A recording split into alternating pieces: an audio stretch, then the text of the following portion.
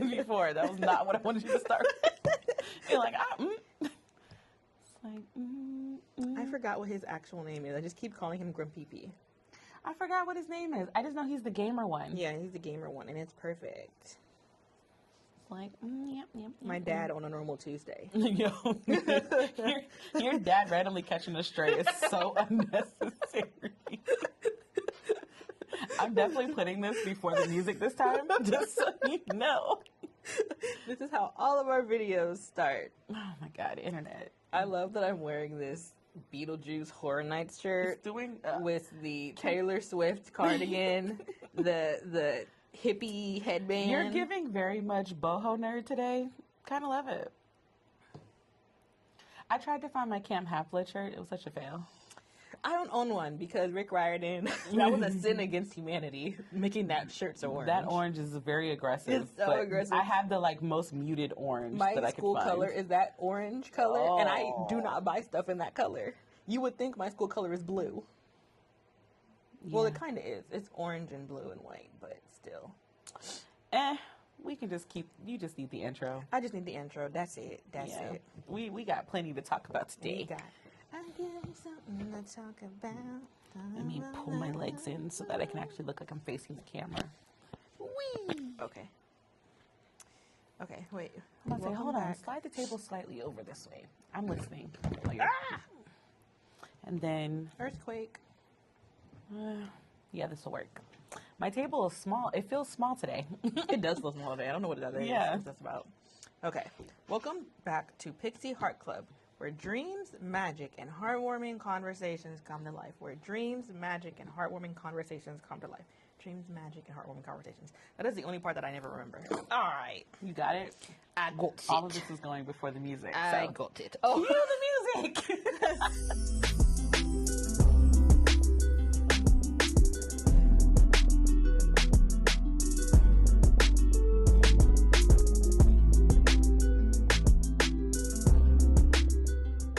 Welcome back to Pixie Heart Club, where dreams, magic, and heartwarming conversations come to life. I'm your co-host, Troy Nicole. And I'm Brittany. Welcome to episode 4. Yay! As previously stated, this episode will be solely focusing on Percy Jackson, specifically season 1 of the Disney Plus and Lightning Thief, the book.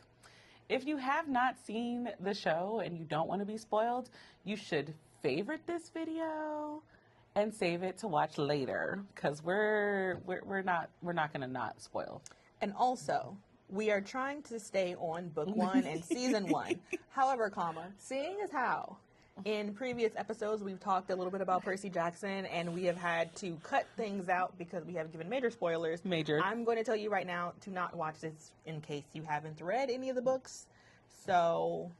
yeah. We're going to try, though. Yeah, we're going to do our best. Editing Brittany is going to work overtime to make sure that I cut out necessary things if we do go too far into it.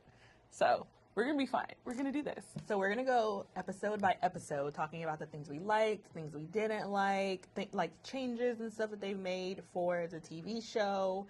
And, yeah, we both have a list of things we did and did not like. So many. Actually, and you know what's funny? Troy sent me her... list, and a lot of our list is the same. Shocking no one, honestly. No one's shocked. Neither one of us finished our reread for The Lightning Thief, but I finished enough of it to really remember how much things were changed. Also, introductions. So, we are talking about the first book of the Rick Riordan series for Percy Jackson. Percy Jackson is a very long series. It is a middle grade series. If you've never read it, because, some of us were like Harry Potter fans first, just go enjoy it. I promise you, I've been rereading it as an adult, and I enjoy it just as much as I did when I was a child, or not a child, a teenager. I'm going to say. Yeah. Child. I was well into my teenage years. But yes, shoot, I don't even know how to start this. Because I was one of those kids who was definitely a Percy Jackson kid first. I was neither, obviously. Harry Potter came out before Percy Jackson, didn't it? Yeah. Yeah. So I had Harry Potter first. I mean, I saw Harry Potter first, but I was definitely more of a Percy Jackson kid. Yeah, I only got up to book 4. It was taken away from me because my nightmares were too vivid. My dad said I was screaming about the green light. So I wasn't allowed to read the rest of the series. Oh. I've never read Harry Potter, so. Anyway, well, I read a couple of books, but I was more of a Percy Jackson kid. She was more of a Harry Potter kid, which I think matches out the stage of millennial we both are. Yep. Anywho, so let's start off with episode 1. And do you already have your list? Like, do you have it memorized? It's pretty memorized now. Oh, we should also know the big 3, Percy, Annabeth, and Grover of the series are like our babies, and we will probably refer to them as our little babies because we love them. Maybe we should talk about the character choice. No? Character choice? Oh, no, because I'm trying to think how the Lightning Thief starts when Percy is at a private school. Yeah, he's at Yancey. Yeah, he's at Yancey. And everything is kind of similar until we get to the field trip. And at the field trip, it's what is the name of the girl? I always forget her name. Nancy. Nancy is bullying Grover, and Grover's kind of just letting it happen because, Grover knows things that Percy doesn't. And in the book, when he finally confronts Nancy, he doesn't even know how it happens, and she gets thrown into the fountain. But in the show, that scene is a little different. That scene is identical, right? Well, the reason he gets kicked out is different because he technically doesn't get kicked out for a fight with Nancy. He gets kicked out because he called his teacher an old sot or something like that. Oh, that's right. Which was one of my choices for the change, being that he does not take it to his teacher. Oh, no, that was the second book. Gotta remember. See, we're already trying to remember which one's which. It was going to be hard. Okay, yeah. Yeah, because he got kicked out for basically, like, I was like, calling your teacher a sod is kind of funny, but I guess, like, frustrating. Yeah, I feel like, okay, like, I think it's understandable him going to, like, specific type of school and getting in trouble for calling his teacher an old sod. But I actually like the change being that it's between him, Grover, and Nancy. And I think I like it most because when we get to the point where Grover has to kind of be like, oh, did Nancy start it? And Grover's like, no, basically like Percy started it. Yeah. And it kind of like gives that like grain of doubt with Percy early on because we already know that later on that he's going to go on a quest with Annabeth and Grover. And he's going to have seeds of doubt with Grover, even though Grover's his best friend. So I actually kind of liked that they had it instead being a fight with Nancy early on than it was just him being 12. Like calling your teacher something, maybe not to his face, but calling your teacher something isn't that big of a deal. Yeah, okay. Yeah, because Grover does try to take the blame for it in the book, but it doesn't work. Whereas in the show, he just straight up's like, Percy did everything. Yeah, he like straight up, but he had to because he needed Percy to get kicked out. Yeah. So I like that one. I didn't mind that one being a change.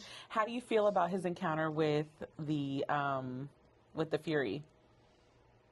Book versus I actually liked the Fury, and here's the thing, I'm a little biased. I love Megan, and I love that they had her play one of the Furies because I think she's so good at playing so many different types of characters. It was her moment. And I'm so used to her doing comedic roles that seeing her play a more serious and vindictive character was honestly really fun. I think they did really well with the scene. Yes. With Nancy, Percy, and Grover and the Fury. I think it was really good. I also really liked how they do the mist and everything. I think that was really done. It was done really well. Yeah. I was like, I have no arguments. I think the whole first episode, I was like, I was good until they get to camp. Well, my one gripe with episode 1 was when he fights the Minotaur. Yes, and I liked the scene. Yeah, but I would have rather it stayed like the books where he does not have Riptide and he has to kind of use his wits to beat the Minotaur. But I mean, him having Riptide is still cool because you get to see him, I was like, have natural abilities to do things. But at the same time, it's kind of like it was really cool that in the book he had to kind of figure out a way to beat this thing. Yeah, he ripped the horn off that thing. Mm-hmm, but in this one, he had Riptide, which gave him a leg up. But I was like, why did he still have Riptide if the mist had basically made it seem like the Fury didn't exist? So like when he was supposed to give the pen back to Chiron, and like he wouldn't have had the pen. And I was like, him already having Riptide does not actually make sense. Book-wise. Like, I think it ends up being fine because he just gets it and he keeps it and it's moved on. I don't know how much I believe a 12-year-old is going to keep a pen that hard on him and not lose it or not just like put it somewhere. Right, especially one like Percy. Like, you know, it just... I feel like that was a different change. I really didn't. I won't say that I care about it that much. I don't. But it was just one that when I watched the first episode, I was like, I don't think he had Riptide in the books, and he does not. But I don't think it was that big of a deal. It was one thing that I was just kind of like, I could have gone with the original. And I also think, and this is the other thing, when he goes to camp and everyone is kind of either on the side of, oh, we believe he killed the the Minotaur. And then the other half of people are like, no, like, that's impossible. I feel like him having Riptide gives it more plausibility. I'll say, okay, so in that regard, it's like, okay, maybe they gave Riptide so that it could actually fit more of the narrative. Yeah. But I mean, in the book, he was literally walking around with the Minotaur's horn. So it's like... But we also know a lot of the camp people there were haters. So, I mean, they were going to be mean to him regardless. Aries. Yeah, Aries kids are going to be mean regardless, so it doesn't really matter. But I feel like him having Riptide gives more plausibility to him being able to defeat the Minotaur. But I do think that him not having Riptide in the books showed you early on how his inquisitive and creative and his natural instincts really are. So I could have gone either way. I accept it. This one, I think I texted you. I was like, in the series, Clarice isn't mean enough. She's not douchebag enough. In the series. When it first aired? Yeah. I was like, I don't have a problem with who they casted as Clarice, but she's not douche enough. Like, in the book, she's immediately hostile.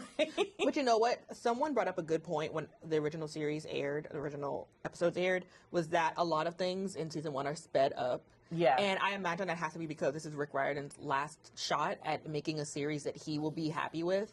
So they had to make sure season 1 did its justice and had people wanting to watch it. Because if they would have failed, we would not get a season 2. That is so true. So I feel like they had to speed up quite a few things and change the order of things to make it a little bit more interesting for people who have never read Harry Potter. Percy Jackson. For people who have never read Percy Jackson and people who have are really getting into the series now.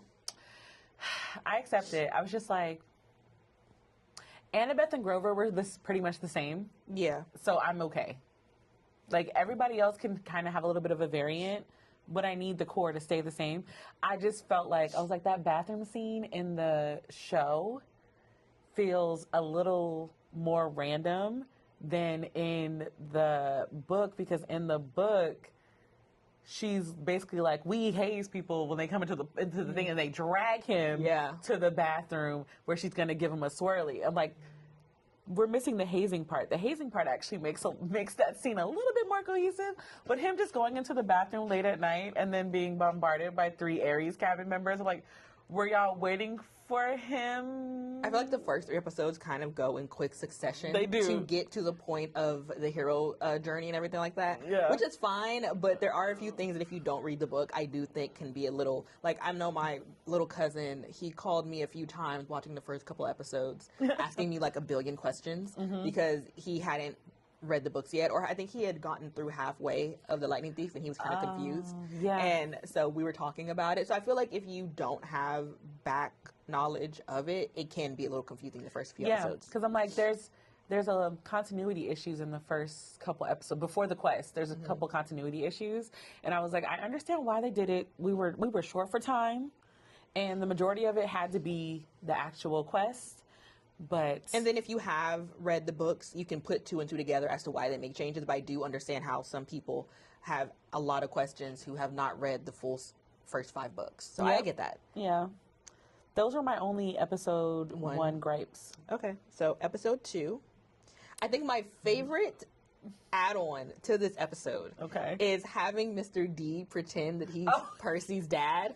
That was... Making Mr. D even a bigger douchebag was perfection. I don't know whose idea that was, but that was so funny. I found myself actually giggling like I was 12 myself because that was so funny. My thing was like, so in the book, Mr. D is basically just said, like, he's just a menace because he can't drink. Right. But in the show, it's like they took it a step further where, like, he be terrorizing these kids. Like, he was always kind of terrorizing them in the books, but not as much as he terrorizes them in the show. Like, Grover was terrified of Mr. T.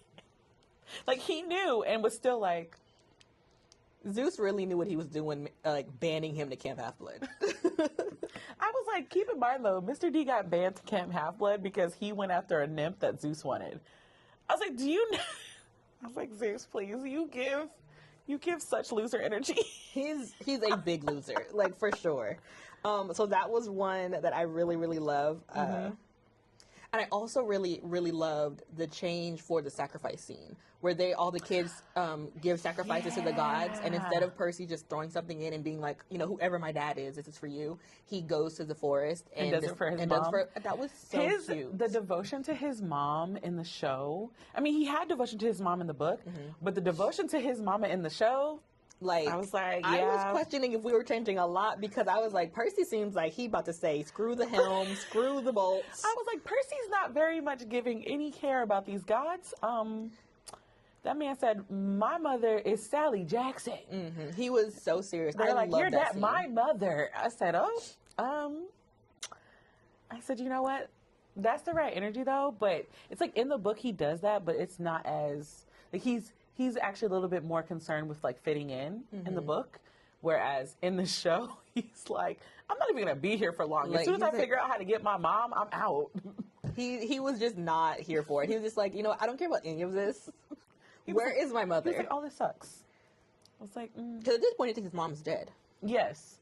Oh yeah, because doesn't Grover like spill the beans like the end of episode 2, or is that episode 3? Because Grover actually tells him in the show, versus in the book. I can't remember. I don't know. It's either episode 2 or 3. It's at the end of episode 2 that Grover tells Percy but it's around whenever the quest starts. Yeah, because he tells him straight up. And I was like, oh, also, Grover has more, for lack of a better word, Grover has more kahunas in the show. He definitely than he does in the book. Like, he doesn't start getting that kind of confidence until like book 3, 4-ish. But in the show, like, Grover has a quiet confidence. And Grover also has this like noble aura about him where it's like, I'm going to do what's right because it's right. But also, I also want to add this though. It could also be possible that since the books are in Percy's perspective, that we do get a different sense of Grover because we're seeing different sides of him. True. For the way he describes Annabeth versus how Annabeth probably really was is yeah, the way that Percy describes most people is just sitting there like, okay, I think we need to read the room a little bit better, but he's 12, so I give him a pass. But we do have to remember that could also be part of it. The books are definitely through his eyes, and the show is like, it gives you like a much broader, like you're able to see other aspects of it. Yeah, because I'm like, Percy, sweetie, that doesn't even sound right the way that you describe that. Yeah, but again, they're 12-year-olds. I mean, Grover is not, but him and Annabeth are 12, and it's kind of understandable that they have an ideology set in their heads. Yeah. And that they go with it regardless of anything else. So I get that. How do you feel about Luke's introduction, book versus show? Honestly, I feel like they did well with it. I don't have any qualms with how Luke comes in. I do think, and I find this funny because this is a side note, but it correlates what I'm going to say. Our trio of the 3 of us from Black Pros Club with Oshile, we made Oshile watch Percy Jackson the last time we were all together.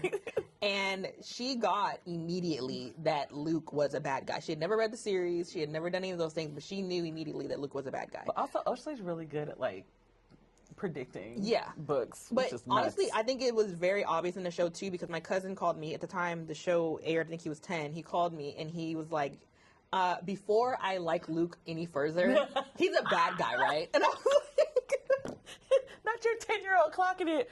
But I was also, like, absolutely. The lighting changes when Luke comes on the scene. Yeah. I said, y'all didn't have to be that obvious. I honestly like the actor Charlie, how he portrays Luke. I love him. Because I think he does so well with keeping this really go with the flow, calm, he very older much camp gives counselor. popular camp counselor vibes. And he does that while still also being a little sus. Like, you still have times where you're just like, are you telling the truth or are you low-key giving me a lie? Right. Like, you know, so I actually really like how Charlie depicts Luke. I think he does really, really well.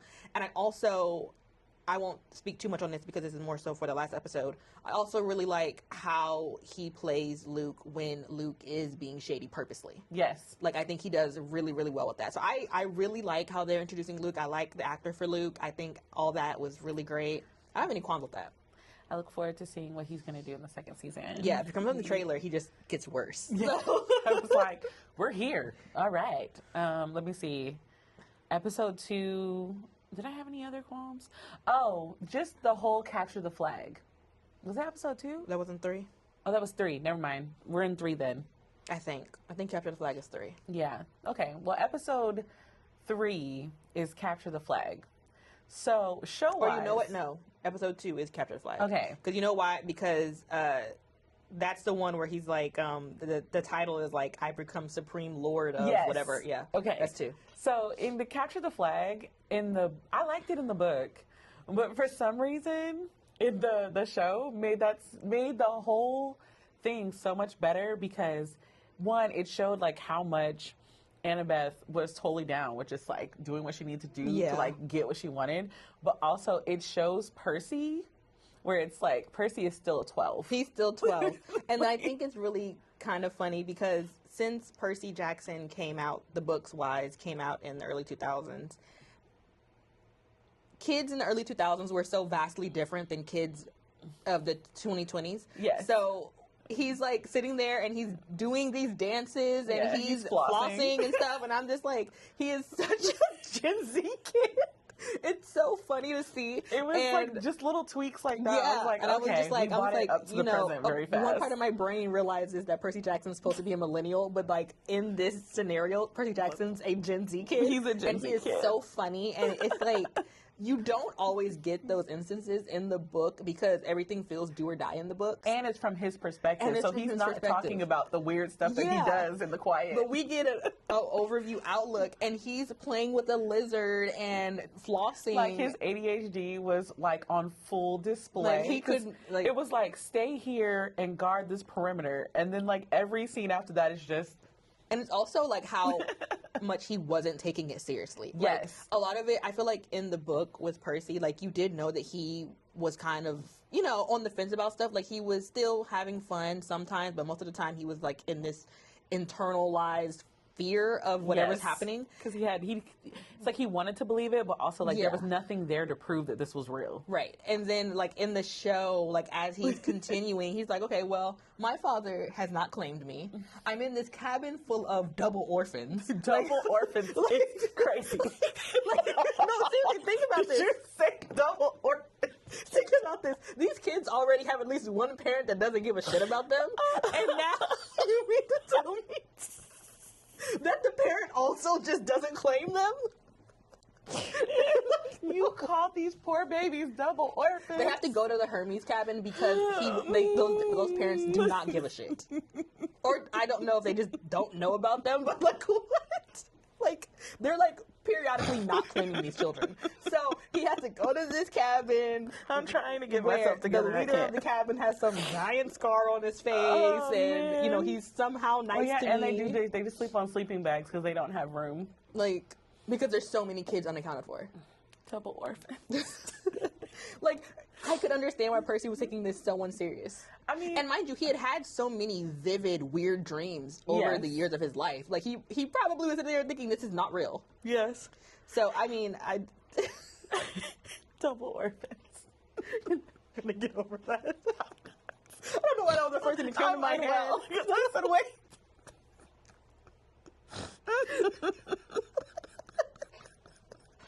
Because some of those kids had to stay there full time. They had, like, no one to go home to. That is true. I mean, I get why you said it. It's just the way you said it. And it was so casual. I was like, oh, my God.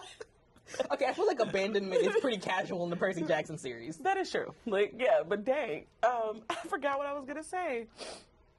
Oh, the fight scene between Percy, and Clarice and Aries crew. I liked it in the book better than the show. Oh, okay. Yeah. Because in the book, Percy is fighting. Again, he doesn't have Riptide yet, but he kind of held a little bit. Like, he managed to break the spear and everything, like, without his sword and everything. And also, in the book, he ends up in the water before Annabeth pushes him into the water. And so he's not realizing what he's experiencing in the water. He just knows, like, he has energy to, like, whoop butt. Yeah, and in the books, he's also, when he is claimed by Poseidon, he doesn't fully, like, understand what's happening at that point. Whereas in the show, it kind of checks out pretty quick. Also, in the show, did they call the Hellhound? No. Yeah, so in the book, in that very scene, he gets basically like a hellhound comes into the place, and like it's so many moments where you're like, actually, that would have been a nice add-on into the show. But I guess with the CGI of that, the budget was already budgeting. I did see why you took it out. When Annabeth pushes him in, I think Leah did that scene really well, where she's like, okay, well, sorry, but I think I know who you are. Annabeth was very clear, like, I want my quest. Yeah. I know it has to be a big three, like a major moment to get my quest. I think you're it. Also, in the book, Grover also feels that same way. And I was like, did Grover? I'm like, no, Grover was pretty chill about it. Because I think him and Chiron kind of had an idea, but in the show, they didn't really hint that they knew. Right. Whereas in the book, everybody kind of had an idea, and they were just kind of hoping that he wasn't the one. It wasn't the one they were thinking of. Yeah. And I also really liked how they did the claiming itself, where when the trident pops up, you hear Chiron like narrate who Poseidon is, and Percy's just standing there looking above his head, kind of like he doesn't really know how to react to this. Also, in the book, they bow. Oh, I never. In the book, they bow when he's like, "Hail, Perseus, son of Poseidon," and like they bow. And I said, Well, he is a child of one of the big three. So. Yeah. And I was like, so again, I like the claiming. I like think the claiming part. I just like the battle. Yeah, the battle part in the book better. And also, I think the book battle was a little bit harder for Percy to get through than it was in the show. It's like he's 12, he's not trained, and it was 3-on-1. Percy was not that good at 12. Like he got better with training because he hadn't even started training with Luke very much yet. So it's like, now Percy is good. We're not going to say Percy's not good. We're giving him a little too much, like in the very beginning. Yeah, and I think that's part of the whole speeding up season 1 type thing, where they had to kind of get to the point where he does have natural skill, and we already know that. But they probably had to speed it up because they wanted the following episode to be okay. We got to get to this quest now. So, right. Okay. Speaking of episode 3.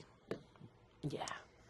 What did you think about episode 3? We have Percy visiting the Oracle and getting his the original.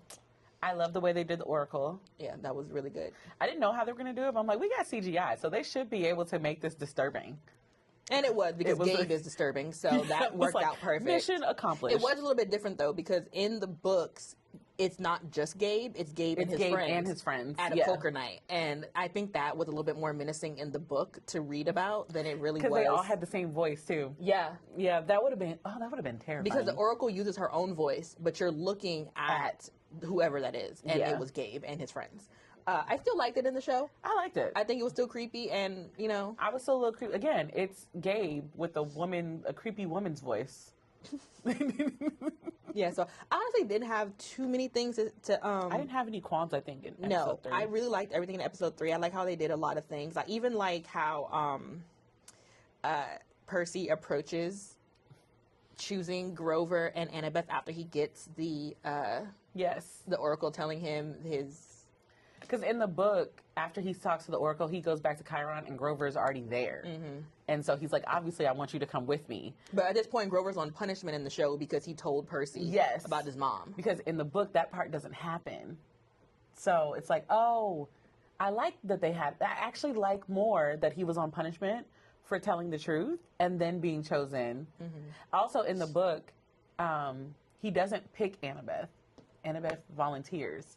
Like, she's in the room with her hat on, listening to the whole conversation. And then Chiron's like, hey, there's another person that wants to volunteer to be a part of your quest if you'll have her. And then he's like, have who? And then she takes her hat off and she's like, basically like, duh. And I was like, no, I like the way that the show did it. I like the way the show did it because I think it does it really well, where Percy is just kind of like, okay, well, one part of what the Oracle told me is that she will be betrayed by someone that you call a friend. And Right. at this point, he's already been betrayed by Grover. Yes. So he automatically assumes, well, I only have one friend, Yeah, so it has he to be just has Grover. to be Grover. And then the other one is that basically he won't be able to finish out this quest. I think he also thought like he wouldn't be betrayed by Annabeth because they're not friends. Because they're not friends. That's exactly why he did it. Like, because he was like, there's no way you can betray me because we don't like each other. Yeah. So he chose Annabeth. I think it was really great, and it starts the dynamic off of the trio really, really well, so I really enjoyed it. I didn't mind that change, especially because you start to see Percy slowly have to realize that this is real, and that if you want to get back to how you were living life initially, you do have to kind of play the game. But at this point, he also knows that he's like this all-powerful lightning thief who apparently went to Mount Olympus and stole a lightning bolt. I was like, every time I think about the scene where because in the book, Chiron explains to him, like, well, basically, during the winter solstice, we was all vibing and chilling, and somebody, like, went into Zeus's throne room and stole the bolt while we was all chilling and vibing. Before you even knew you were a half-blood at and that. I was like, so how is it that we're just allowing, like, everybody knows he doesn't know who he is. Mm-hmm. We know the gods also know that, and he's still the scapegoat. I was like, this is why I'm not mad at Percy's, like, immediate abhorrence to the gods in the show, and, like, how adamantly, because he goes from, like, 0 to F the gods really quick. Really quick. And I'm like, I can't and actually blame you. And in the books, it's like, he always has in the back of his head, like, oh, you guys suck, but it's not super bad. But in the show, it's pretty intense. Like, Grover basically has an aneurysm, like, every episode in the show. And in the book, because he's like, Zeus is crazy. Like, I wasn't even there. And Grover was like, hey, we don't use the C word. Right. He doesn't have that many moments in the book, but in the show, Grover's like, can you please? So what did you think about because this is the episode that's we visit the garden gnome one. Oh, so they meet Medusa in this episode. They did Medusa so well. I loved She was horrifying. Her. I loved her. The calmness made her so eerie. And then the way that they had her dressed, I said, slay, sis. And I was like, you know what?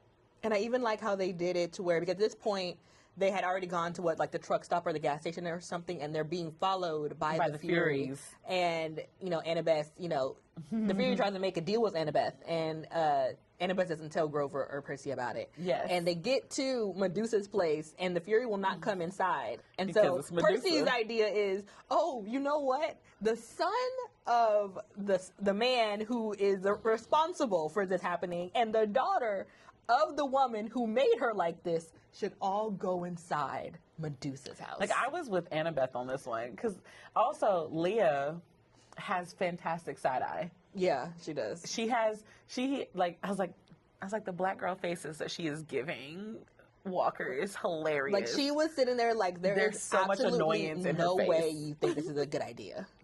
But also, like, she voices it, and then they still do it. Mm-hmm.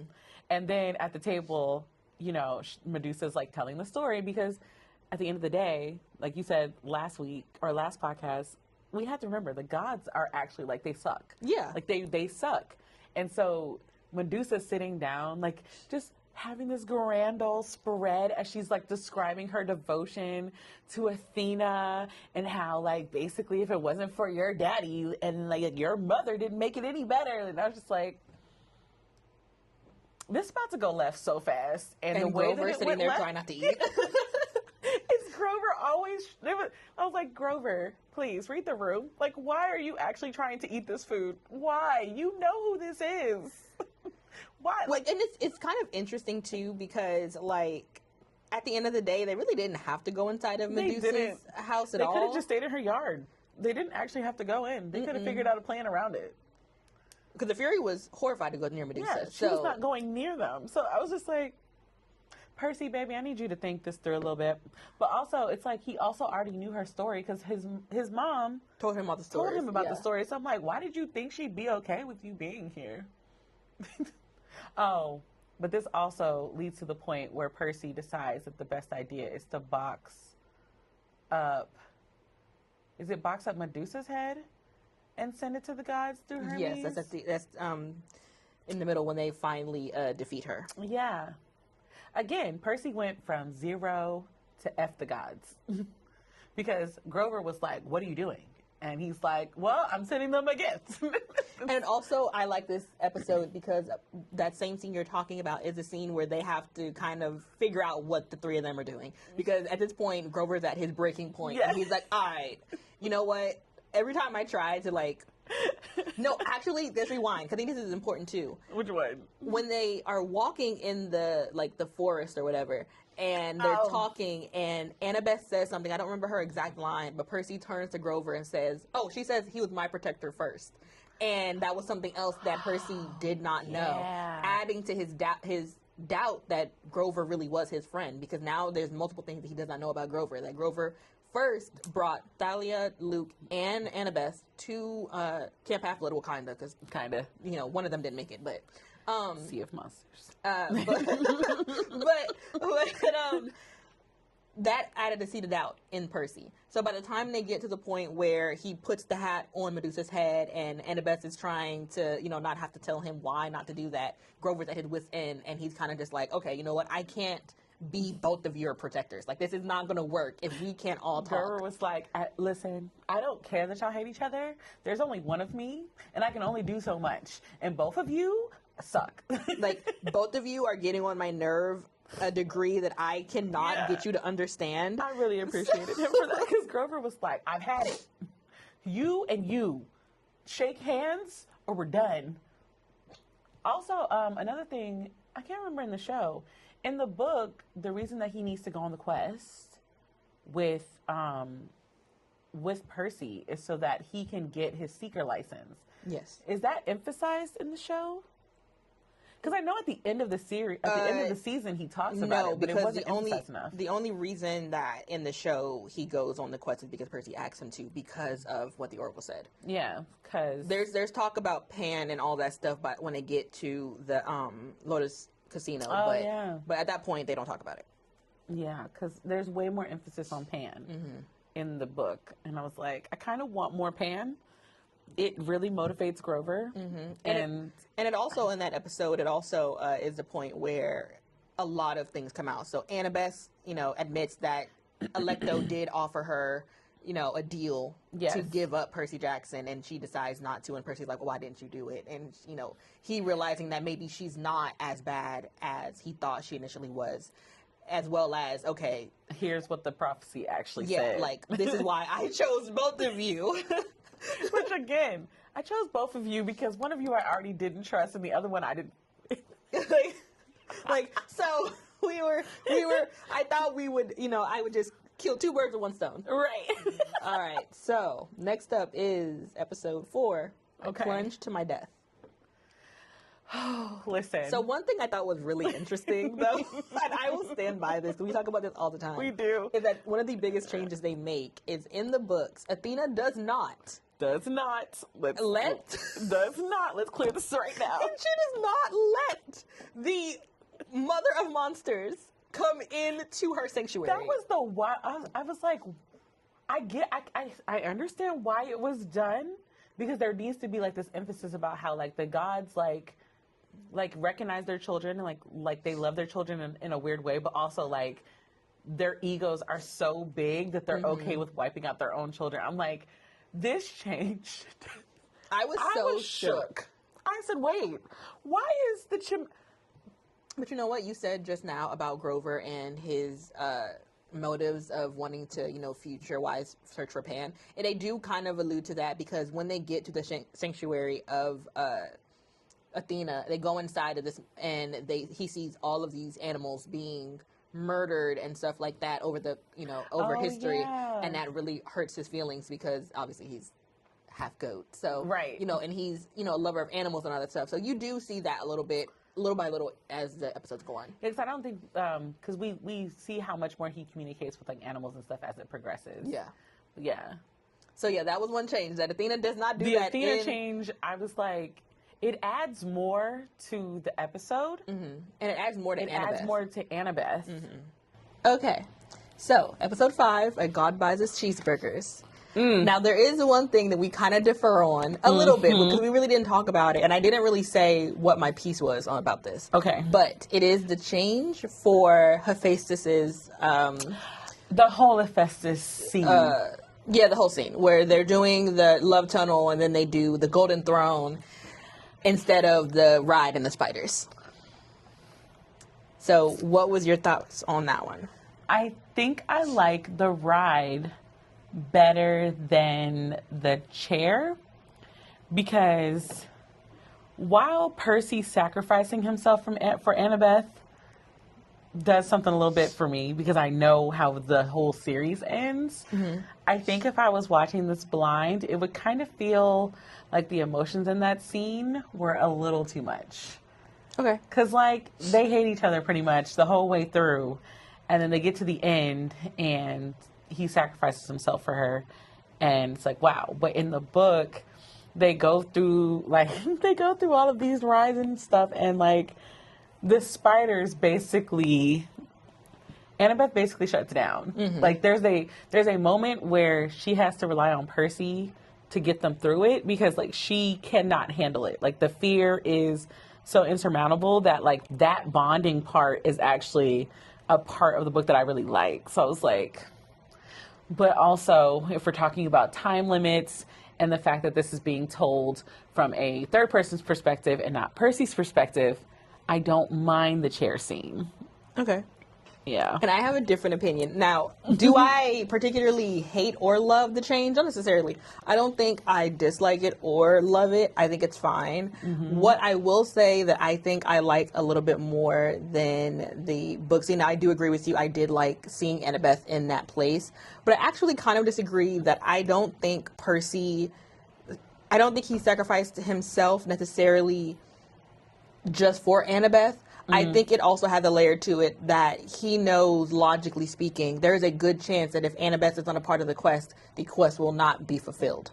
That if it's him and Grover that goes forward, there was a chance that we do know that Grover and him do, in the later episodes, do it by themselves. Yeah. However, at this point, they don't know what's going to happen. They don't know about the helm. They don't know about Ares and all those other things. So at this point, they think that they're doing two things. I think they're saving his mom. And saving Grover. And saving Grover from Ares. Yeah. But also they're returning the lightning bolt. Those are the only things that they think they're doing right then and there. And I saw it kind of as Percy looking at it as, I probably will not finish this quest if it's just me and Grover, but Annabeth will finish the quest. And that's one of the things he said. He tells her early on that one of the reasons that he, allowed her to come is because he knew that if worse came to worse, she would, like in his head, he thought that Annabeth would kill him if it meant completing that quest. So I feel like a part of it really had to do with Percy looking at it as, yeah, he doesn't want Annabeth to do it because he's a heroic person and that's just who his character is. Right. But at the same time, I think he also knew that because Annabeth is the daughter of Athena and she's so intelligent and can really read the room, that it was better for her to go forward. And he even asked her, he was like, once all this is over, she was like, I'm not leaving underwear with your mom. But he's like, oh, that's great too. But can you try to come back and get me? Like, I feel like it was still playful in like a kiddie way. Yes. And I also really liked serious, that but Hephaestus shows up, because we actually don't see Percy even see Hephaestus until like book 4. I think it's later on. Like they don't meet until later. And I think it's really interesting to have Annabeth kind of already see like through how she felt about Percy initially, that okay, he's not just this dumb kid who's like, he's not just a seaweed brain. What is it? He's a forbidden kid. So he's not just a forbidden kid that's a part of this prophecy that, is going to happen. Like he also is a good person, and like she makes that, distinction to Hephaestus. I think that was a really good thing to say. And again, with the fast pace of season 1, I think it flowed pretty well. I also think it helped Annabeth's character in the show, because everything before this, it comes off as like the little angry little black girl. So there's a softness. There's a softness gave to her in that, and I said, that's good because y'all was doing a little too much for Annabeth's attitude. You know what though? In the defense of the writers, that's just Annabeth, even in the books, because she had a lot of attitude in the books as a white girl. So she's a douchebag. Like, yeah, she's really hard. And you know what's funny? I watched the interview with Leah. Annabeth so much. Me too. She was my favorite character growing up, and I really felt her on a personal level growing up. But Leah did an interview for Teen Vogue where she talked about how one thing that's kind of hard to do is to play such a hard character when she's so bubbly, because Annabeth is so stoic in the beginning. And she's really rough around the edges, and like she herself is bubbly and outgoing and stuff like that. So I think it brings a softness to Annabeth's character, and like you said, it was really nice to see her in that. I don't know how she jumped into that water with that hair. Ooh, but listen, every time I saw her jump in the water with them braids, I said, and she had to do it multiple times for the scene. So I'm just like, ooh, I know your hair. It's like her, and then every time I saw Hallie do the mermaid water scene from Locks, I said they trying to take her neck out. I'm like, girl, I know you had a crick in your neck all day. There's a masseuse on standby. I also really love the change that Grover stays behind with Aries. That's my favorite part about I think this that whole was episode. Such a good thing to do, because you get to see Grover in a light that you don't always get to see him in the first couple episodes. You don't ever see Grover like this in the book because it's always told from Percy's perspective. And a lot of times when Grover is doing a lot of heroic stuff, it's behind the scenes. It's behind the scenes, and you don't get to see it. Now, granted, in the later books, you do see more of a look at that because he's around more, but in the TV show, because you get to see all types of scenarios from all different perspectives, you get to see Grover in different areas, not just him being scared. And mind you, he's with the god of war. Like, he is, like, sitting in front of this man. I love the navigation of the conversation where it was like, it's like he knew exactly what he was doing from the very beginning of that conversation. But he also knew, like, to please the gods, there has to be, like an idea of, like, praise. Yeah. And then it's like, once he, like, figured it out, like, it was like the eye contact that he made with Aries, where it was basically just like, Aries, you kind of got to give him a little bit of respect there, because he kind of ate you up in this conversation. he was really goading Aries, and it was really, really working. And it was really obvious that he was goading him on, so it was just like, oh my gosh, so, like, you let this satyr do this, but you already made a pact that you weren't going to harm him, so, like, this is probably the only time that he could do it. So I don't really wish this guy would stop staring at us through the window. That is so weird. I hate when people do that. I was trying to read what I wrote down, but I was like getting messed up. It threw my thought off because I felt somebody staring at us. By the way, while Troy's looking this up, if you guys ever check out our Instagram, you'll see the days that we record, we post. And for this show, I definitely posted what our media room looks like and how big the window is. I don't know why they chose to make the window this big for the media room, but, you know, again, support your local libraries. Oh, okay. That was the other part I was saying. I was him in this. But I was also going to say, I also really like it because at this point, we don't know what we end up knowing at the end of the book, at the end of the show, which is, you know, that obviously Luke is helping Cronus and everything like that. But I think it adds a layer to Luke's gripe with Grover, because no one realizes how much of an issue he has with Grover early on, because everything seems fine. You don't realize the issues with Grover. Yeah, and that one of the major issues that Luke has with Grover specifically is because of Thalia, even though that really wasn't his fault. But, you know, it adds on that layer, because Grover is supposed to be this adult who is supposed to bring these kids he protects to Camp Half-Blood, and that is technically a quest that he did not fulfill. Right. He did not. Failed that he quest. failed that quest by Thalia not making it. Now, granted, we know what happens with Thalia and all that other stuff, but as someone who, if you don't watch it and you get to the end where, and I think this is one of my favorite scenes, where Luke says to Percy at the end, he's like, I just never thought you'd, you know, put them on Grover. I'll talk about that later, because there's a slight change to what he says. Oh, yeah. But it's at the end of the season, and I'll talk about it when they get to 8. But I also really like that. It foreshadows that Grover isn't this, you know, screw up that he's kind of perceived to be. Unfortunately. Okay. So, we are now on We Take a Zebra to Vegas. Oh. So that is episode 6. Is this the one where they're in the Lotus? Is this the episode where they're actually in the Lotus Blossom Hotel, or the episode stops when they get to Lotus Blossom Hotel? I can't remember. They're actually in it. Okay, so this is the episode where I actually liked the way that they did the Lotus Blossom Hotel. Yeah, I think it's really interesting that they had them pumping gas. I said, wait. I said, oh. I said, so we're just out here drugging people up. Drugging.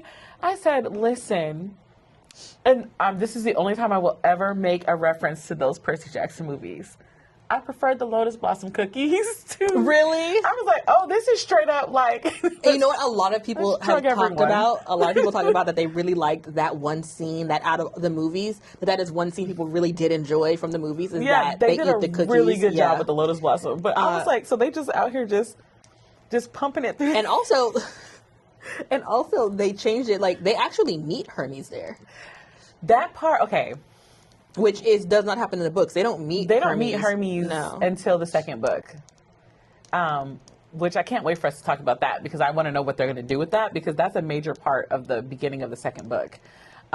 Meeting Hermes and then meeting Hermes in the way that they met him is very interesting because like I said, I think we said this before, like there is a sadness to Hermes in the show where like you want to feel bad for him. Yeah, but then you remember that Hermes is a god. Like, and you guys just all kind of relatively suck. Right. So and like, then, you also have to realize that the major like difference between Luke's parent and Percy's godly parent is that Percy's godly parent consistently breaks rules to help Percy. Athena consistently, even when she doesn't agree with something Annabeth does, she does do things to, in retrospect, give some type of alms to these kids. Whereas Luke is in the position to where it's not until, which is kind of a spoiler, but we were doing spoilers, these are, towards, getting to the point where he's too far gone that Hermes tries to really, like, talk to him. But at that point, like, when you find out Luke's background later on, you really start to understand why he can't get past I agree with Luke. Yeah, like, I agree. Which is kind of what, Chiron kind of says a lot to Percy, is that, like, your problem really isn't that you don't agree with Luke. It's that a part of you does agree with him. Yeah. And he said that, I think, in episode 8, where, they're talking about it, and that Percy acknowledges that there is a part of him that thought about Luke's offer and really understands where Luke is coming from. And I think what it does really well in them meeting Hermes early is that both Annabeth and Percy get to see just how much the gods care a little bit, but how it will ultimately never matter. Because Annabeth is fully aware of how much Luke does not like his father. Yeah. So even in the scene where she meets him, she basically lets him know that she knows that. Yeah, and like that she's not for him at all. She's basically like, oh no, I know what you did. Yeah. And I hate you too. And which is, something interesting that I also think they do with Annabeth and Luke's character. I feel like in the books, even though you're reading from Percy's perspective, it's very obvious that Annabeth has a crush on Luke. I feel like it's not as... It's very much almost big brother, little sister. And like you don't get... And you know what, maybe they'll, switch that around in season 2 when they get to like, I don't know, like looking back at their past and everything. Because Leah's cousin is playing her younger self. She's so cute. So we'll be getting like flashbacks of Thalia, Luke, and Annabeth getting together. So we'll probably see, that come to fruition. Yeah. But they don't really do it in the first season. Like you really can't tell. Yeah, in the first book, it's mentioned multiple times that when Luke comes on the scene, like it's almost as if Annabeth blushes. Yeah. But when Annabeth and Luke are on the scene, like he treats her so much like a little sister. Yeah. And she talks to him in like a very sibling kind of way. There's no hesitation when she talks to him or anything. And I was like, which is interesting because we also know that in like Trials of Apollo, she does say that like looking back, it definitely was not what she thought it was, and that she really didn't have those type of feelings for him. Trials of Apollo, but great series. but that's something that they do different. Like she's not it doesn't feel as young lovish. Yes. As it does. Like it doesn't feel like first crush. Yeah. But I do wonder what I can't wait to see what they're going to do with that, because again, that is a switch, because Percy mentions it almost within like the first moment, because it's pretty obvious even without Percy saying it. You're reading it and you're understanding that she's getting softer and her mask is being let down whenever Luke's around. But in the show, it does give big brother, little sister on both ends. So that's interesting. How do we feel about her trying to steal the car keys, and then her I don't really understand like, how they thought that was going to work. I was like, we've already established that he's the god of thieves. I don't. He's the messenger god you tried to steal keys from. Right, to the point where he left you a note like, hey girl, good try. Yeah. Here are the keys. Like, you could have just asked for them. If you're going to do all of that, like, here you go. But fine. Another change, actually, is that Percy and Annabeth, the way they figure out that time is stopped is different. Because in the books, Percy ends up talking to a kid. I think he said something like, super groovy, or he said something really 70s-ish. Yes. And Percy's like, what? And he realizes that these people have been stuck here for a long time. And of course, Grover, and we introduced Grover as having like a family friend, which doesn't happen in the books. Yeah, the one who was, he found one of his family members that had like gone off looking for Pan and never came back. Which was like a reoccurring theme. He found a lot of... Well, no, it wasn't a family member, it was a family friend. Yeah. Yeah.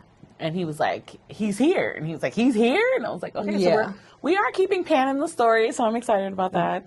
Another change at the end is when Percy and they finally get to, where are they going, to Santa Monica or something like that? The Santa Monica Pier? Where are they going? Yes, the Santa Monica Pier. And so they get there, and the water nymph Eudora basically tells him like, oh, you know, your dad was here. But you're late. But you're late. Which is interesting because in the books, they have an extra day. They have a day to complete the quest. But in this one, they just canceled it out altogether, and that the quest is already over, and that the war is going to eventually start because he did not bring the bolt. I wonder why they did that. I don't know, because I don't think it doesn't add anything to the story. I don't think it necessarily adds any type of, like, momentum to the trio doing anything. No. Because even in the books, when they had one day, that still wasn't enough to, enough time. Yeah. And they were still going pretty fast. Yeah. I do think, though, okay, and this is me playing devil's advocate, and maybe I'm looking too much into this, but I do think that something else before I talk about that is Eudora gives him 4 pearls. In the books, she gives him 3. Yes. And it's not meant, and however you want to take it, only 3 people were supposed to leave the underworld. Now, and you can take it as it was the trio. You can take it as maybe Percy staying and taking his mom out, whatever you want to look at it as. But it was 3 initially, and then they changed it to 4. Yes. So before we go back to my opinion on the days being different, how do you feel about them giving 4 pearls? Because the trio are also kind of klutz, I had already assumed that they were going to lose. Yeah, I assumed they were going to lose. It's like, because I assumed it would be Grover. knew how it was going to go.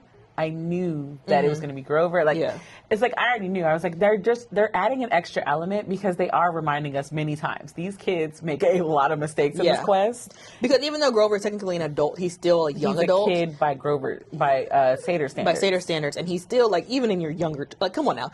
Imagine yourself in your early 20s, you'd have messed up that pearl. What a bunch of kids. Like, come on now. And you're like the protector of these 2 children. We're dying. Come on now. We're all gonna die. One of the pearls are not for you guys. Right. Like, you would have probably dropped it. It's okay. Yes. So back to what I was going to say about the days left. I do think that it does add a little bit to Percy's character, because at that point, he could have gone to the underworld and saved his mom and moved on, because he knows he's not the lightning thief.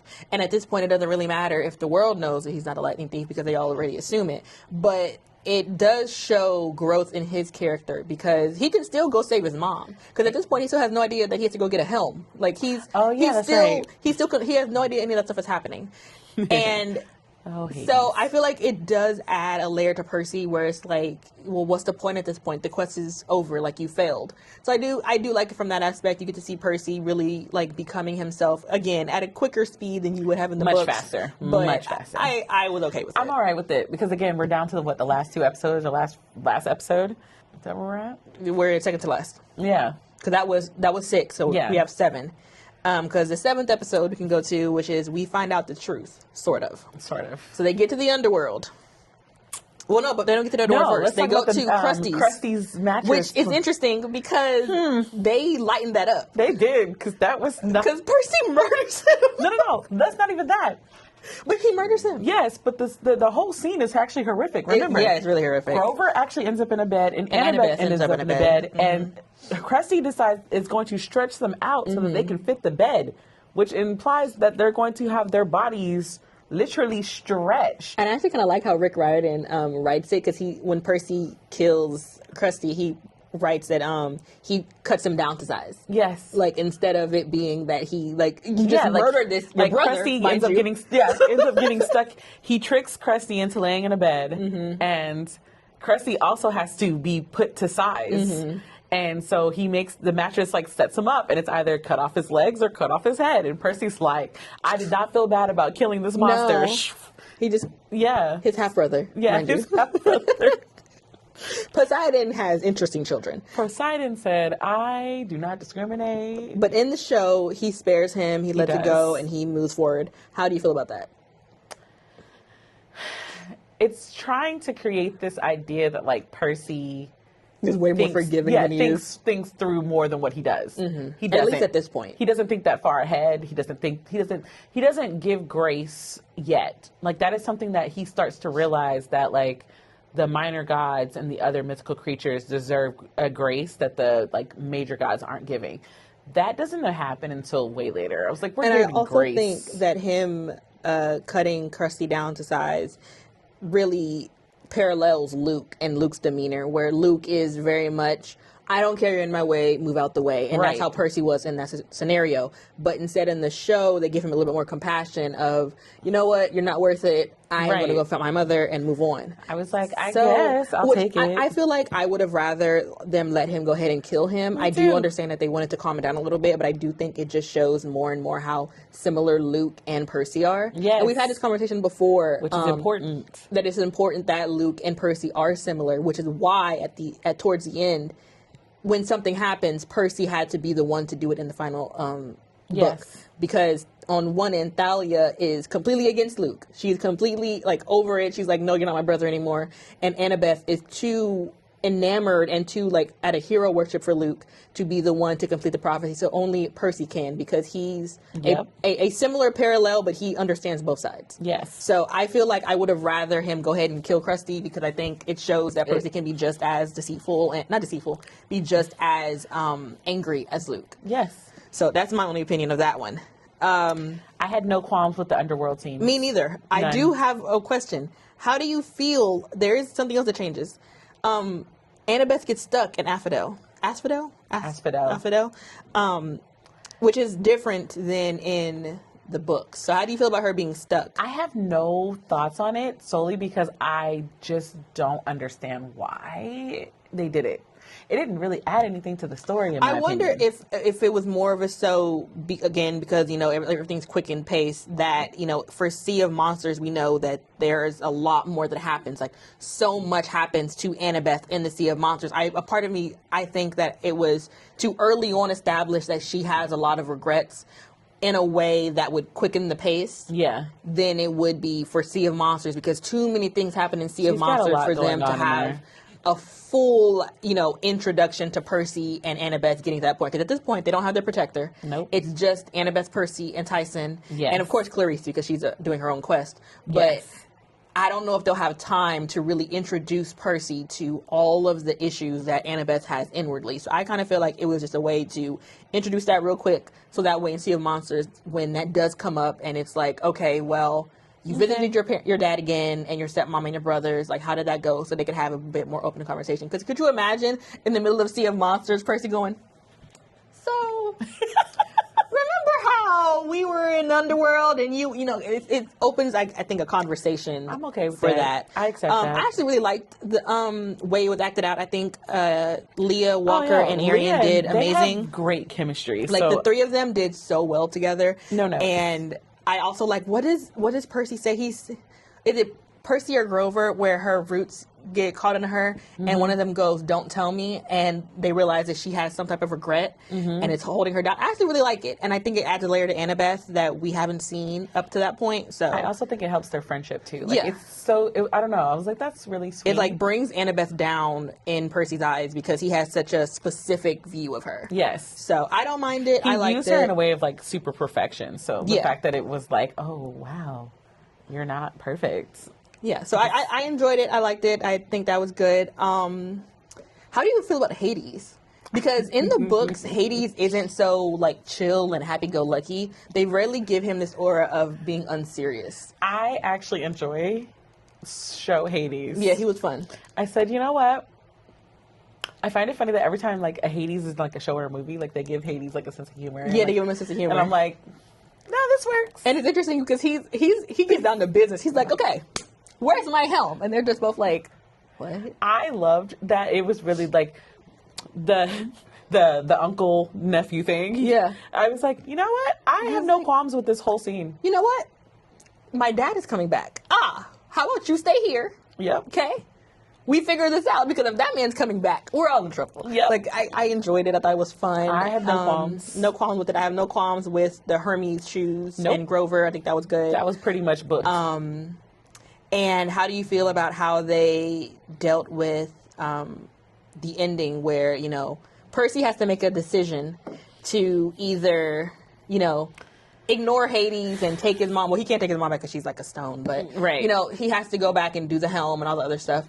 How do we feel about, you know, that? Because now Percy's in this position where at first he was kind of like in his head where it's like, save our mom, and that's most important. But at this point now, he's realizing that the two are so separated. Yes. Like, you know, you can save your mom, but saving your mom and letting this war break out would not help. I think it also came down to it's like, well, if this war happens, we're screwed. Yeah. So saving my mom is kind of pointless if like I don't save this. Yeah.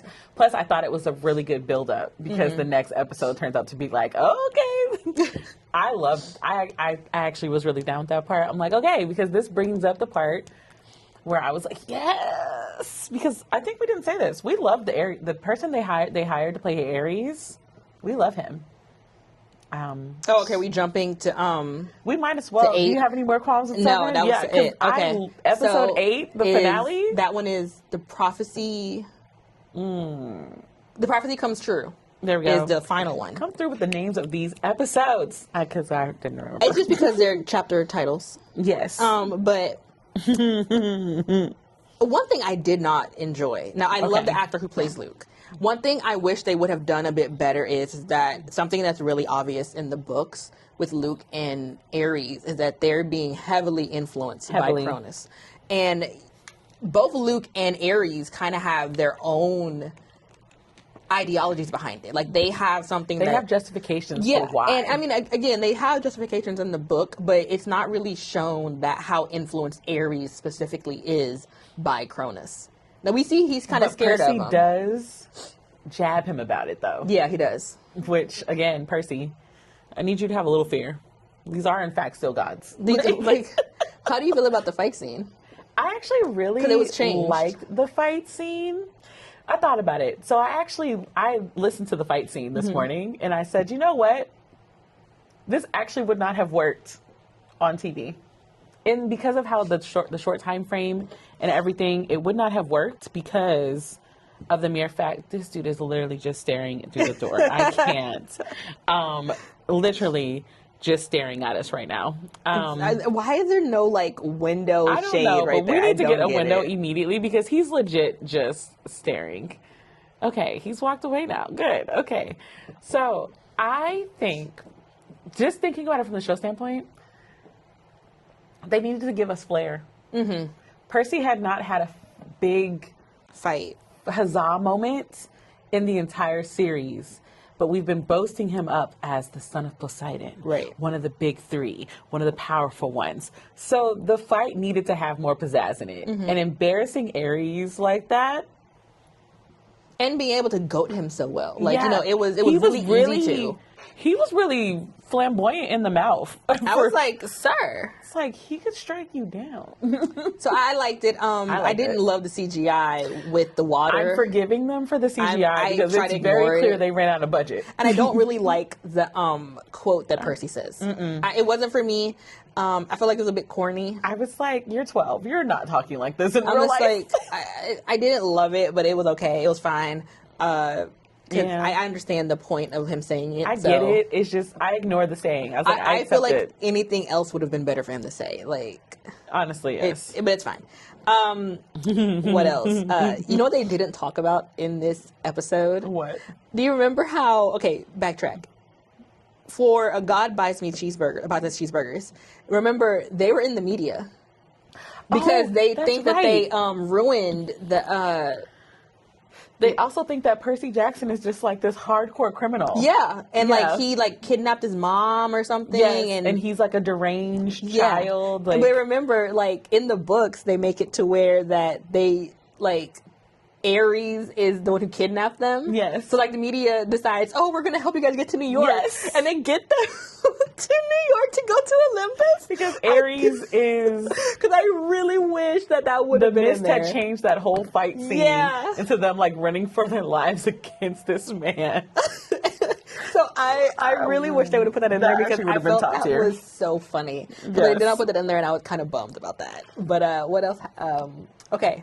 We got to talk about this because I feel like Percy Jackson fans from the beginning of Percy Jackson existing to new fans. Yeah, we need to talk. We need to have a talk. The scene between Annabeth and Percy where she gives him the necklace. Okay, it's a bit in the beach house. It's a bit different because in the books she gives him the necklace before the fight with Ares. Yes. In the show, it's after Ares. It's after Ares, but before Olympus. Yeah, because at this point they don't understand why he would even go. Yes. So, what do you think about that? I prefer the timing of the scene after Ares. Me too. I do like that part. It was very intense. Standing ovation for Walker because the look in his eyes. It was very intense. I was like, these kids can act their butts off. He was giving "I would eat you today," and I was like, "Whoa!"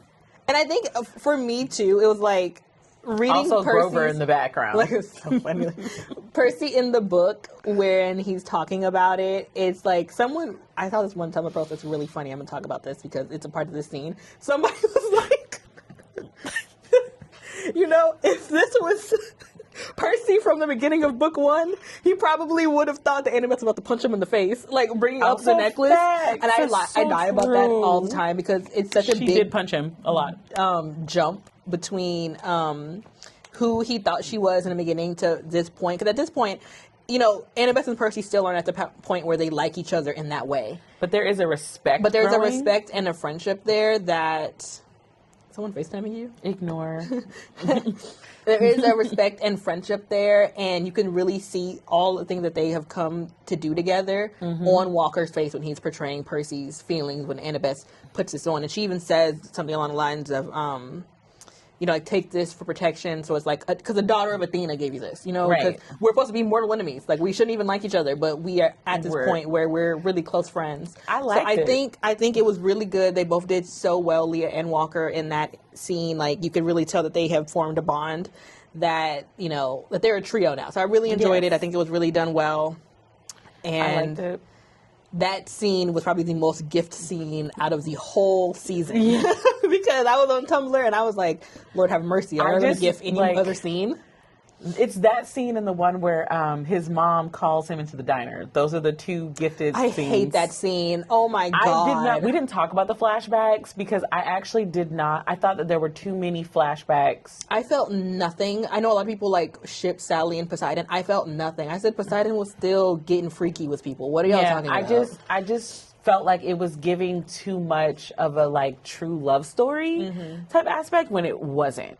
Especially when he gets to Olympus and he asks, we're jumping a little bit, but when he asks Poseidon, like, did you ever care, dream, love my mom, whatever, and he just puts his hand on him and doesn't say anything and throws the pearl down and goes, almost as if to say that he did. Now, okay, granted, there is in the Percy Jackson world, at the very least, a sense of that these gods really did have love and respect for these humans. There's an appreciation to the people that they procreated they procreated with. Yeah. There is that, but I didn't love it because there's this ideology that Poseidon had put Sally above other people, which he did not. He didn't. He had other kids. Yeah, I was like, which we know in season 2. The second book reiterates that just enough. So I hope that they really. We can talk about next week more so, but that is a part of Percy's growth, which when he gets to a point where he realizes that, oh, my mom really isn't that special because, for instance, you have Hades, who we know has multiple babies, or 3. He has 3 forbidden children. Yes. Technically, though, with Hazel's a little eerie because she was stuck, and so was But it was still after It was swore after on the river rule, Styx. yeah. So he has 3. Zeus has 1, and Poseidon has 2 forbidden children. No, Zeus has 2. Jason. Yeah, but I know, but we haven't gotten to that point yet. Oh, well, you mentioned... That's why Hazel. I said Hazel's a little iffy. True. Yeah, okay. Because we're not at that point yet. True. That's why I said Hazel's iffy, because we do know that Bianca and Nico are already technically around because they're in the little hotel. But Hazel and Jason are a little iffy because they come out way later. Yeah. But as far as the forbidden kids who are a part of the original prophecy, it would just be Thalia, Percy, I almost said Poseidon. Percy, Bianca, and Nico would be the children of the first 3 that are forbidden kids. The other ones, don't really correlate to the original prophecy. But so it's not special. It's not special for Percy anymore because he now has a brother. So I think that, I don't love the way I think it'll fix itself. Sally and Poseidon are portrayed. I'm just like, ew. Yeah, it'll fix itself soon. Poseidon does not give a shit that much. Let's move on. Okay, so let's get to Olympus. Yeah, because we're running out of time for the room too. Oh yeah. So we're at Olympus now. How do you feel about how Olympus went down? Because it is a bit different. I didn't care. I think it was good, and I think the man who initially plays Zeus, may God rest his soul. Oh no. He did Zeus so well, and I really, really enjoyed his Zeus. I'm sad that he's not going to be Zeus One anymore. scene I really enjoyed was when Poseidon stops him from murdering his son. Yes. And he's like, he's something like your Thalia. Kind of like, don't play, because we both know that you have one too. So you turned her into a tree. Yeah. Don't even start. So it was one of those scenes where Poseidon was basically like, if you really want to go this route, we can go here if you want to, but I wouldn't if I were you. Also, right? And also I kind of like that there was this question of if Poseidon would stand down for the war, because it's kind of, again, we have that experience where Hermes is a type of dad who will not go against what he swore he would not do. But Poseidon's the opposite, where he's like, especially against Zeus. Especially against Zeus. I am going to help Percy. I am going to help Tyson if they need it. And if I think that something's going to happen, it's not fair. Right. So, and even Zeus turned Thalia into a tree, which, spoiler, she's not dead, but, so, and even look at Hades, he protected his children as well. So, they all did the same thing. They all did the same thing, but then you have Luke, who just keeps on having a dad who sucks. So, I mean, yeah. I love the Olympus scene. We need to quicken it up because we have to get back to camp. Okay, we're back at camp. He got his glory. He got his first little bead. Everything. His mom's safe. Everything kind of worked out. He technically still failed the quest, but technically he failed. But everything worked out. He saves camp. One of the billion times he'll have to. But now we're at camp, and we still don't know that Luke is the traitor. How do you feel about all the events that happened after that? You have Percy getting there, Annabeth hugging him, kind of being like, Clarice is still here, and everything. How do you feel about how... Oh, yeah, because they thought it was Clarice. Yeah, they thought it was Clarice. Because of Ares. Yeah, and it's not her. Totally not her. Which I think fits her character to not be a villain. Yeah, because Ares isn't really a villain either. No. That's a topic for another day. And he even talks to Grover about it just being about no one talks about him anymore. He's just big-headed. Yeah. So how do you feel about the change of how Luke comes out to be the traitor and that fulfills that part of the prophecy? Because at that point, he still had not gotten to that point. No one had betrayed him. If anything, what he thought was going to happen did not happen. I think it's because he had already put Luke at such high esteem that when the whole little campfire scene went down, I actually liked it. I actually did not mind that at all, because Luke and him had already had multiple one-on-one conversations and stuff. So it was not out of the ordinary for Luke to pull Percy off to the side and talk to him. So it seemed perfectly normal until it wasn't. Yeah. And I was like... And of course, we know that the biggest change, I think, in the entire first season is that at the end of book 1, he intends to murder Percy. Yes. He calls up a scorpion to kill Percy, which obviously does not happen. But in the TV show, it doesn't happen. Percy puts 2 and 2 together. he realizes that Luke is the person who betrays him, and Luke tries to get him to come to his side. So how do you feel about that change? I'm okay with that, but it's like the recruitment part would have made sense if Luke had thoroughly tried to kill him once he said no.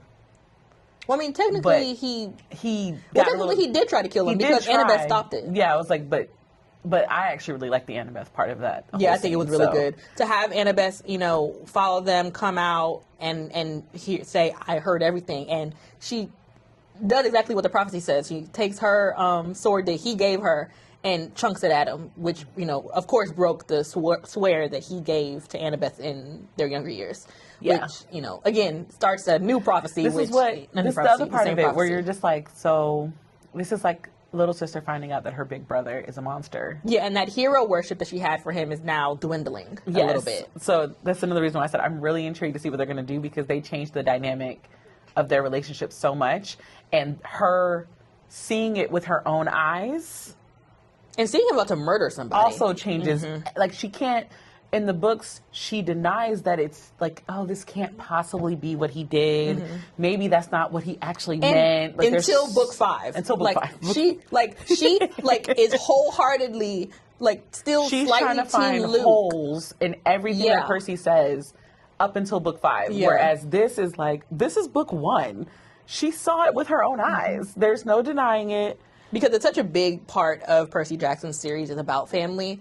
And that was, Luke kind of cursed himself because he promised to always be Thalia and Annabeth's family, which, of course, he proceeds to continue to not do. Oh, God, so many problems. For me, with the change, I liked the fight scene. I think it was cool to see them actually fight each other on that terms. I loved the Annabeth scene. I think everyone did so well in that scene. Yeah.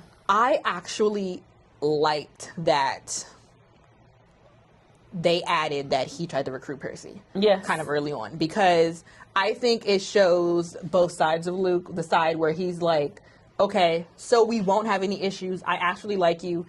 Come to this side. Luke also recognizes Percy's potential. Yeah. Like, he recognizes what's up and he Percy. also knows that they need a forbidden child. Yes. And they still have no idea who the forbidden child will be. Yes. That is supposed to, continue the prophecy or he's the only one around. So, at this point. Because we know in season 2 what's going to happen. But at this point, he is the only one that exists that they kind of need. Yes. So I liked it. I think it was fine. I liked the differences in it. I had no qualms with the conclusion.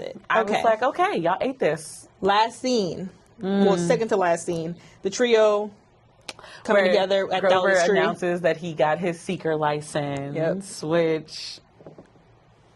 Love it. I love Grover. I can't help it. The guy who plays Grover, I love him so much. Aaron is so adorable. And I love how Beth is like, he's like, he's going to take me somewhere Disney World or Disneyland or something like that. And she's like, which sounds kind of like, what is this place called? It's called Happy... the theme park that... Yeah, she's like, it kind of sounds like that. But and Percy's just looking at her like Percy's looking at her like, you get to go to freaking Disney World. Like, are you nuts? And he's like, just be a kid. I thought that was really cute. I liked it. The final scene though is Percy dreaming of Cronus again. Yes. Calling him grandfather. I guess his mom also hates Absolutely. That. Amazing. I love that. I don't know who thought that I was like, dear Percy, because your mouth. So are you going to start calling Annabeth's cousin? Because why did you call that man grandfather? I was like, we've already established that if we look too far into this family line, it's too much. It's weird. It's too much. And then they end it with him doing a voiceover. Yes. Basically the same voiceover he started off the season with. I think it was good. I think I liked it. There's only one gripe I have with the ending of the series. And that's why I waited to see. Yeah, there's only one. Why didn't we get... Because Sally is a goat because she's the mom that did everything in her power to make sure that Percy was going to be okay. Mm-hmm. She should have been able to turn Gugliano into stone. Okay, and here's my thing. Now, granted, they do males the head, which can also be seen as maybe she did that. But one thing I really liked and enjoyed in the books is that Percy gave his mom the head. Yes. Like, you don't get to see that in the show, that he gives his mom the head. So it could be that Percy sent it, or it could be that Sally sent it. They both could have sent it. Who knows? But in the book, Percy makes the decision to give his mom Medusa's head. And she even ends up becoming like a... yes. She sells him for mad money. And I think that was really important to Percy, because he is at this point where he realizes how much of his childhood that, and that's why I don't mind the flashbacks, because you get to see it from Percy's perspective. The flashbacks with him and his mom, yeah, I love those. I think ones those with her and Poseidon, I was like, but you get to see that Percy was looking at it as he was this useless thing in his mother's life that was dragging her back, but then you see her perspective of she's just doing everything in her power, her best to not let him die, you know, to make him be okay at one point when eventually they have to separate. And so when Percy gives her that head, he gives her the choice. Like, he gives her the choice to do whatever she wants. Like, there's no need to cover me anymore. With, what was it, Gabe Stinch? Yeah. Like, stop people from finding him and monsters from finding him. So I do wish we would have at least seen Percy give her the head. Because he'd been Team Mom for the whole motive. And I think that's like his way of saying thank you. So we didn't get that. And I was like, okay, I'm going to pretend like I don't care. But it's fine, because we're going to get season 2 now. So. Yes, and season 2 comes out December 10th of this year, which wraps up our discussion about season 1. We didn't do any extra spoilers. We didn't do any extra spoilers. And even if we did talk about future things, we kept it kind of minuscule. So we did well. I am proud of us. Yes, good job. Any announcements? No, we don't have any announcements. We might give y'all a regular formatted podcast next time, because we just knew we would be talking a lot. Yes. And next time you guys see us, we'll talk about the Sea of Monsters in preparation for season 2. And lucky for y'all, season 2 means y'all get to hear our voices every week, because we got to talk about the episodes every week. So now that will more than likely be on StreamYard in the first few episodes, because we'll both be out of town for the Christmas season. So you'll see edited lives, basically. Yup. Any other housekeeping or anything else? I don't think so. I think that's pretty much it. So look out for us to post this on Wednesday. What is this going up? What dates? This Thanksgiving week. So it should go up Wednesday the 26th. And our next podcast will be on December 10th, the day before. The day of Percy Jackson. Oh, that's perfect. That's wonderful. Okay. So you'll get to listen to us yap. Yep. Right before watching, or right after watching, the first season of Percy Jackson. Yep. So that's pretty much it for us. Thank you for joining. It has been Troy Nicole. And Brittany. Don't forget to follow our socials, and we will see y'all later. Bye. Bye.